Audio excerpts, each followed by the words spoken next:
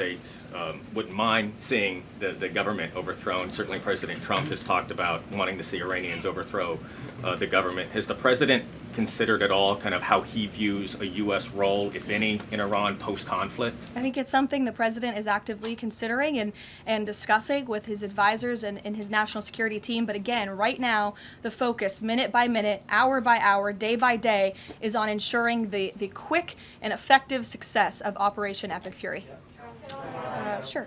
Go ahead. I want to ask you about the U.S. munitions stockpile. I don't even know who's speaking because I wasn't looking at you. You can ask a question and then I'll go to you. Karoline, I want to ask you about the U.S. munitions stockpile. President Trump posted on Truth Social on Monday that the U.S. still has a good supply of weapons, but that we're not where we need to be. What does he mean by that? And does President Trump then want to ask on Congress to pass a supplemental to increase funding for missile interceptor systems like the ones being used to defend U.S. bases in the Middle East from Iranian missiles? I don't have any updates for you on congressional asks from the president. As you know, under this president, we have significantly increased our defense budget, which is a good thing for the United States, for our national security, and for protecting our homeland.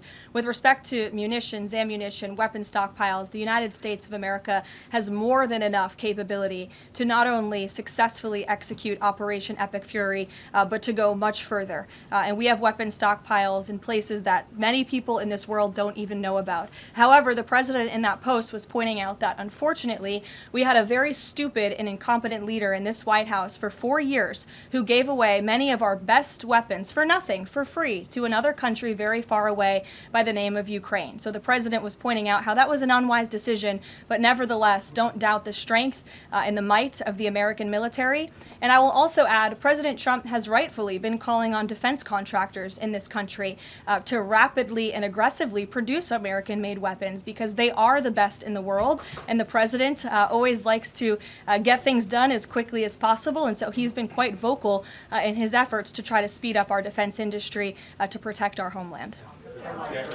Karoline, can we use some? Go ahead.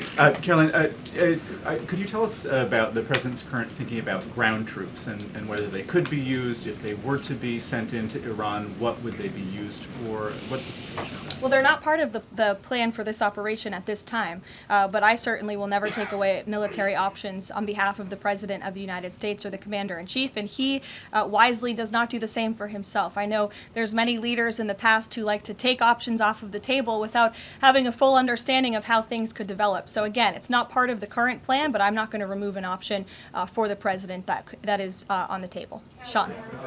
Did the United States airstrike at Girls Elementary School and kill 175 people?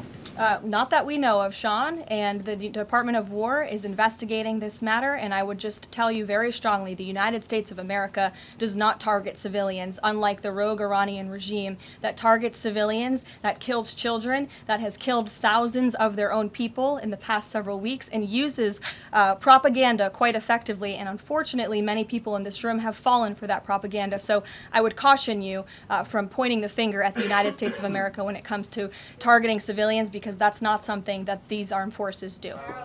Reagan. Thanks, Karoline. Prior to the Iran conflict, the SAVE Act was really the focus of the news cycle. Is the SAVE Act still a priority for the administration? Absolutely. Could you just provide an update on the administration's talks with Congress to get the SAVE Act through? SAVE Act is absolutely still a priority for this president and the administration. The focus, of course, of much of the president's time right now is on ensuring the success of Operation Epic Fury, but the president can walk and chew gum at the same time, and he's very much continuing to focus on the issues that matter here at home for the American people, including the passage of the SAVE Act, including on bringing down the cost of living, which is why you'll see the president in about an hour and a half at the Ratepayer Protection Pledge Roundtable, where he will be sitting with big tech companies, with AI companies who are building in communities across the country and have pledged to pick up the cost of the electricity tab in these small towns and communities across the country, which is a great thing for American consumers. So you'll be hearing from the president directly on this very important domestic agenda item later this afternoon, and it's something that he mentioned in his State of the Union address, so check it off the list as another promise made and kept by this president.